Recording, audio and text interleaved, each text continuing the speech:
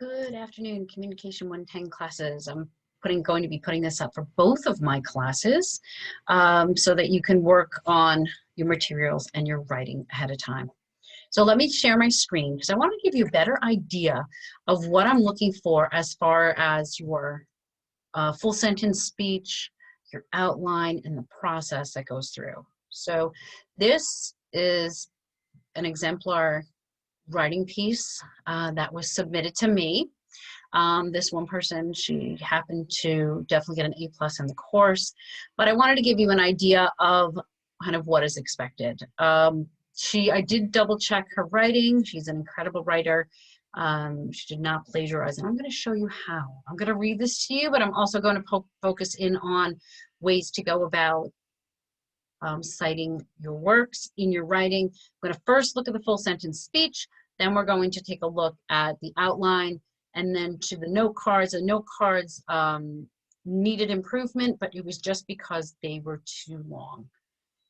So what I'm looking for, what you hand in is your name, Communications 110, either 08 or 06, depending on your class, the date, and spring, semester and 2021.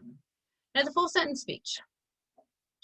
She starts off with her hook, 9 hours. That's over 1/3 of the day that is spent in front of technology. According to the West Virginia Education Association, she cited, American teenagers spent an average of about 9 hours per day on entertainment media use. As a teenager, I know firsthand how social media can take over our lives. We become engrossed in it, and it begins to control almost every aspect of our lives. Whether it's checking likes, checking posts, or posting our every move, it becomes very overwhelming. Having so much impact on our lives, social media has begun to affect our mental health. Mental health is so important. It affects how we feel, think, and act. Without good mental health, things like how we handle stress and relate to others can be changed.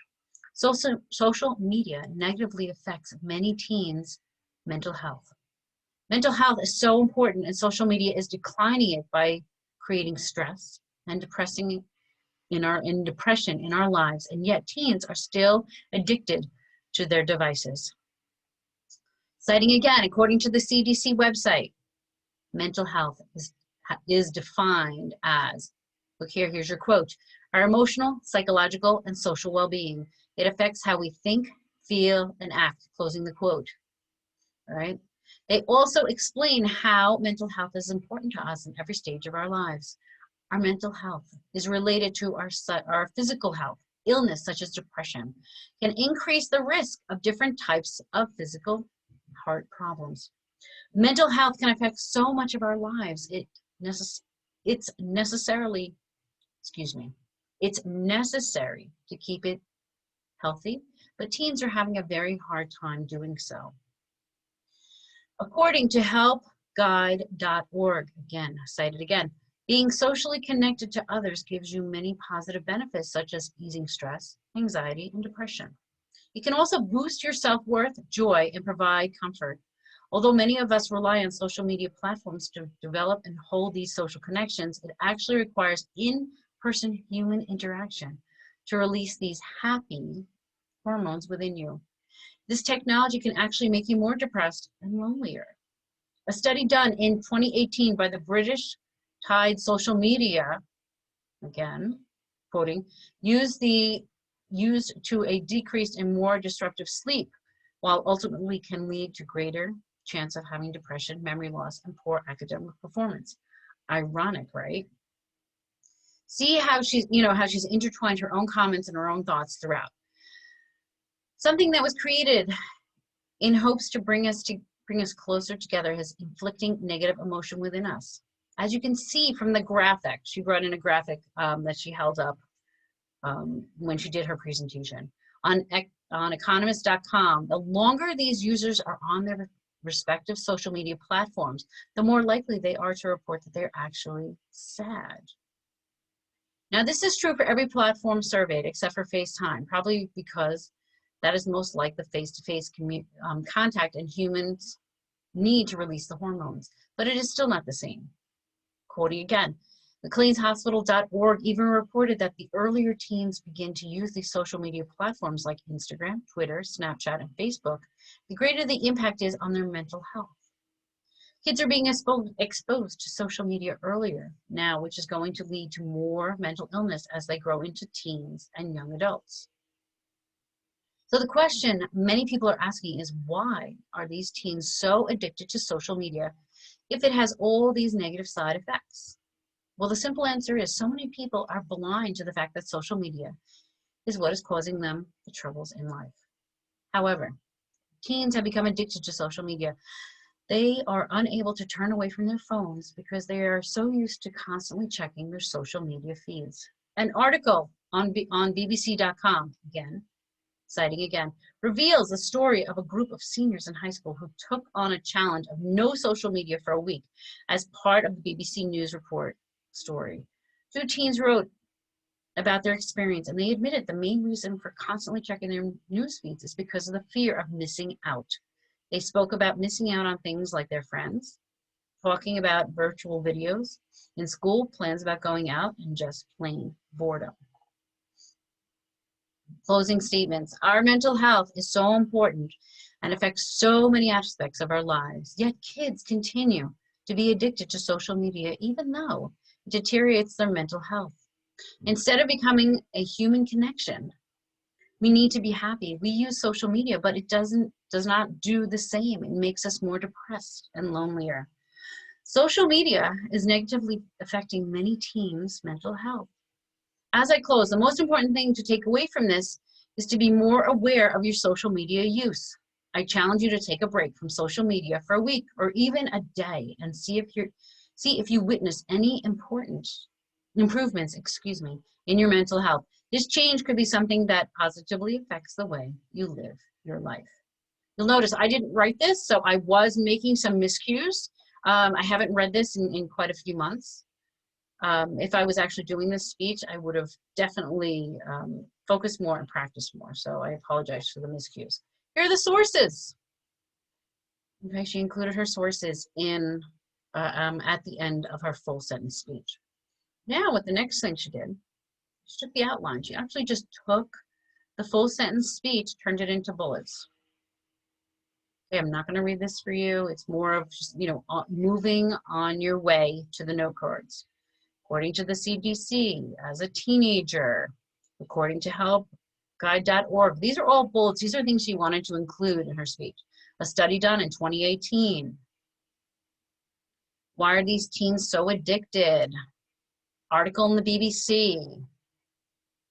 Our mental health is so important and affects so many aspects of our lives. Again, our sources. You don't want to take those out.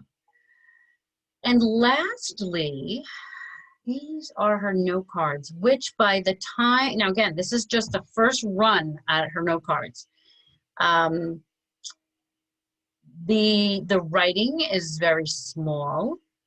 There's also too much information on the note cards and it's too condensed. And she's only brought in 3 note cards. With that information, I would put each source on a separate note card, including the information of where she's communicating her own information. So in essence, let me go back up. So let's see. This might be the first note card. As a teenager firsthand, a second note card. According to the CDC, a third note card.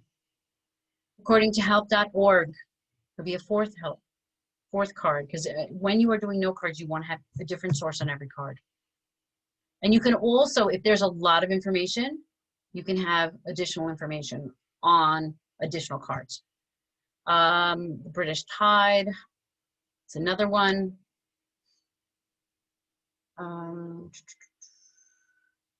Oh, here we go, economist.org.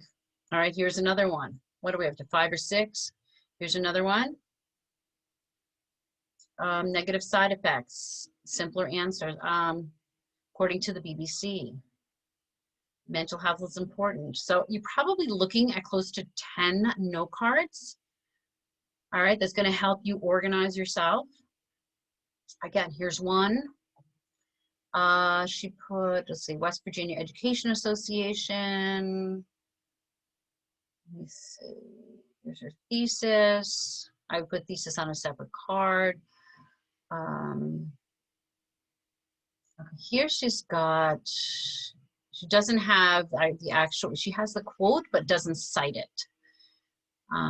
Helpguide.org. So she's got multiple sources on OneNote. Here we go, the 2018. So you want to put separate sources on each card. See, this is where she broke them out. And also, when it comes time, bbc.com, I mean, there's way too many sources and much too much information on the cards. These are small, like 3x5 cards, so it might be very difficult to follow. And I think that's it. So she only used 3 cards. So all I really wanted to mention on here is, as you go through and you start your writing, now the only students who should be writing at this point are the ones who completed their assignment. There was only a handful. That assignment was due today. So if you have not completed that as of yet, you need to do that, but you will have already lost 20% of the grade. So if you could have gotten 100%, you're handing it in late, you'll only get, the highest you can get is 80%. Please guys, stick to your dates and your guidelines. If you have any questions, shoot me an email. But I would say I'm going to continue to check the forms. As soon as I give you the okay, I would start writing. You still have you have time before the assignment is due, but I would like you to definitely try to get yourselves like on schedule so that you guys can all get as best the grade as you can for this class. If you have any questions, shoot me an email. All right, we can get onto Zoom or I can respond by email. Have a good night.